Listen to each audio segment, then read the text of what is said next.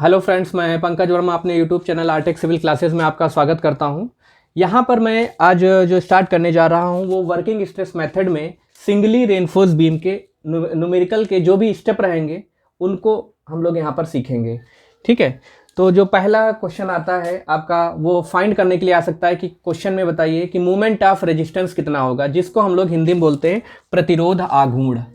ठीक है, movement of resistance, इसको अच्छे से समझ लीजिए तो आपको जो भी न्यूमेरिकल होंगे वो आसानी से समझ में आ जाएंगे। हिंदी में इसको बोलते हैं प्रतिरोध आघूर्ण। तो जब भी ये चीज़ आपको पूछी जाएगी इसके बारे में बताइए या इसका वैल्यू निकालिए, तो आपको क्वेश्चन में सिग्मा सीबीसी, सिग्मा एसटी, ठीक है, ये स्ट्रेसेस हैं। कंप्रेसिव में आपकी कंक्रीट की स्ट्रेसेस है और ये वाली आपकी स्टील की स्ट्रेस है।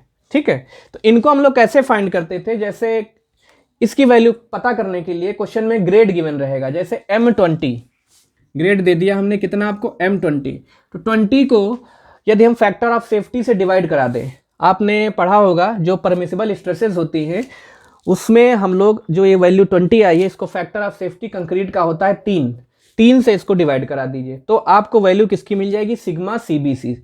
ठीक है, इसी तरह आपका स्टील है, स्टील के ग्रेड में आपने Fe250 पढ़ा है, Fe415 पढ़ा है, और स्टील के लिए factor of safety working stress method में 1.78 यूज किया जाता है। तो स्टील में जैसे एग्जांपल के तौर पे हम ग्रेड लिख लेते हैं Fe250, तो 250 जो है इसको 1.78 से डिवाइड करा दीजिए तो आपको सिग्मा एसटी का वैल्यू पता चल जाएगा। और दूसरा चीज क्वेश्चन में आपको गिवन रहेंगी डायमेंशंस। जो भी आपका बीम होगा, इसका डिजाइन कर रहे हो या जिसमें मूवमेंट ऑफ रेजिस्टेंस निकाल रहे हो, उसकी डायमेंशंस गिवन रहेंगी आपको। और तीसरा चीज आपको एरिया ऑफ स्टील गिवन रहेगा। ठीक है, जिसको हम लोग AST से डिनोट करते हैं। तो इतनी चीजें आपको क्वेश्चन में गिवन रहेंगी जब भी आपको क्या निकालना होगा, मूवमेंट ऑफ रेजिस्टेंस या प्रतिरोध आघूर्ण। तब स्टेप क्या है, मतलब क्या, कैसे हम लोग फाइंड करेंगे। तो सबसे पहला स्टेप जो इसमें रहेगा आपका, हम लोग क्या निकालते हैं, एक्चुअल न्यूट्रल एक्सिस। हम फार्मूला नहीं लिख रहे हैं क्योंकि आपको ऑलरेडी फार्मूला बताए जा चुके हैं, सिर्फ आप स्टेप जानिए। सबसे पहले हम लोग क्या निकालेंगे, एक्चुअल न्यूट्रल एक्सिस, जिसको हम लोग डिनोट करते थे XA से। ठीक है, सेकेंड स्टेप में हम लोग निकालेंगे critical neutral axis, critical neutral axis जिसको डिनोट करते हैं XC से। तो यहां पर देखिए दोनों वैल्यूज जब हमें पता चल जाएंगी तो हम लोग करेंगे कंपेयर। थर्ड स्टेप में XA बराबर XC, XA greater than XC और XA is less than XC।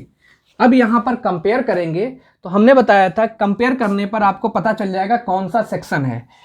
जब दोनों वैल्यूज बराबर होती तो हम लोग कौन सा सेक्शन बोलते हैं, उसको बैलेंस्ड सेक्शन बोलते हैं। ठीक है, जब दोनों वैल्यू बराबर होंगी तो कौन सा सेक्शन बोला जाएगा, बैलेंस सेक्शन। हिंदी में बोल सकते हो उसको संतुलित खंड। फिर देखिए यदि XA एक्चुअल न्यूट्रल एक्सिस का वैल्यू ज्यादा आ रहा है क्रिटिकल न्यूट्रल एक्सिस से, तब हम लोग किससे डिजाइन करेंगे, ओवर रेनफोर्स सेक्शन से। किससे डिजाइन करोगे, ओवर रेनफोर्स्ड सेक्शन से। ठीक है, अति प्रबलित खंड जो होता है उसमें ये कंडीशन आपकी होती है। इसके बाद तीसरा कंडीशन ये है कि एक्चुअल न्यूट्रल एक्सिस का वैल्यू क्रिटिकल से कम हो जाए, तब हम लोग डिजाइन करेंगे अंडर रेनफोर्स सेक्शन से, जो कि आपका सबसे बेस्ट सेक्शन माना जाता है। ये आपका डिजाइन करेंगे हम लोग अंडर रेनफोर्स सेक्शन से। तो जब यहां से हमको सेक्शन पता चल जाएगा उसके अकॉर्डिंग हम लोग मूवमेंट ऑफ रेजिस्टेंस का फार्मूला अप्लाई कर देंगे। इसको मिटाल देते हैं। ठीक है, तो इसके बाद हम लोग लगा देंगे मूवमेंट ऑफ रेजिस्टेंस, इसको शॉर्ट में लिख सकते हैं MOR। ठीक है, इसका फार्मूला हम लोग यहां पर अप्लाई कर सकते हैं। तो देखिए जब भी आपका अंडर रेनफोर्स सेक्शन होगा, कौन सा सेक्शन होगा, अंडर रेनफोर्स्ड सेक्शन। यदि आपका सेक्शन कैसा आ गया, अंडर रेनफोर्स सेक्शन, तो आपको मूवमेंट ऑफ रेजिस्टेंस का कौन सा फार्मूला लगाना है, ये चीज यहां पर सीख लीजिए।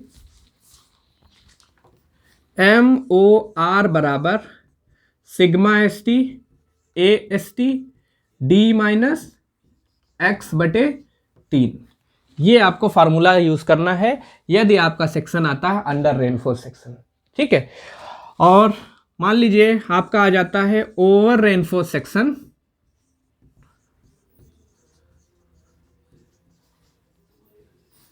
तो आप लोग मोमेंट ऑफ रेजिस्टेंस में कौन सा फार्मूला यूज करेंगे, B.X सिग्मा CBC बटे 2 D-X/3। ये फार्मूला हमने आपको बताए हैं, तो ये दोनों फार्मूला आप यूज कर लीजिए। देखिए अंडर रेनफोर्स सेक्शन में जो रेनफोर्समेंट जो स्टील बार था उसमें स्टील पहले फेलियर पे पहुंच रहा था, मैक्सिमम परमिसिबल स्ट्रेस पे पहुंच रहा था, तो वहां पे देखिए एरिया का बात कर रहे हैं, एरिया ऑफ स्टील के बारे में बात कर रहे हैं, इसीलिए ये वाला फार्मूला यूज कर रहे हैं।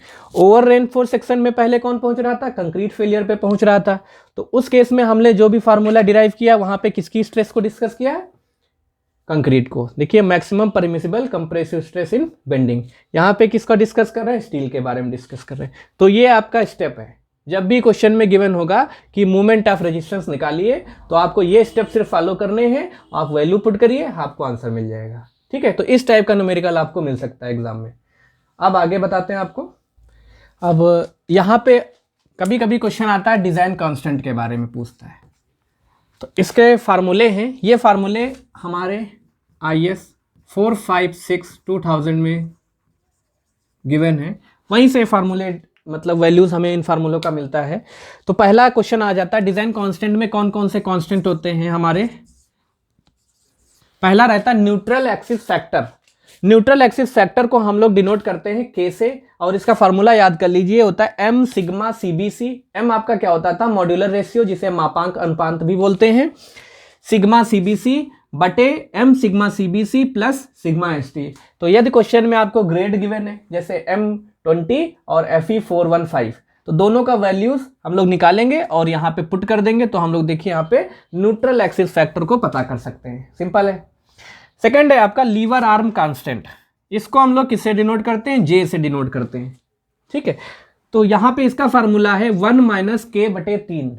K का वैल्यू आपने देखिए यहाँ पे अभी निकाला है, तो जो K का वैल्यू आएगा यहाँ पे आप पुट कर दीजिए, तो वहां से आप लोग निकाल सकते हैं लीवर आर्म कांस्टेंट, जो फार्मूला जिसका होता है 1 - K/3। थर्ड डिजाइन कांस्टेंट में है आपका मूवमेंट रजिस्टिंग फैक्टर, इसको हम लोग डिनोट करते हैं Q से, और इसका फार्मूला होता है half sigma CBC JK। Sigma CBC आप जैसे जो भी कंक्रीट का ग्रेड गिवन रहेगा वहां से आप लोग इसका वैल्यू पता कर सकते हैं। J का वैल्यू आप लोग यहां से देखिए, अभी आपने लीवर आर्म कांस्टेंट पढ़ा, फाइंड करना सीखा है, वहां से वैल्यू इसकी लिख सकते हैं, और K का वैल्यू आप यहां से उठा के रख सकते हैं। तो देखिए 3 तरीके के आपको डिजाइन कांस्टेंट पढ़ने हैं। इस पर न्यूमेरिकल आता है, आपको वैल्यूज गिवन रहेंगी, सिर्फ आपको यहाँ पे फार्मूला में पुट करना है। क्लियर है यहाँ आपको। अब ये आपका न्यूमेरिकल के जो भी स्टेप है, इस टाइप के न्यूमेरिकल आपको देखने को मिलेंगे। नेक्स्ट लेक्चर में हम आपको न्यूमेरिकल बताएंगे, तो इस टॉपिक को आप प्रॉपर पढ़ लीजिएगा, जिससे आपको आसानी रहेगी समझने में। Okay, thank you.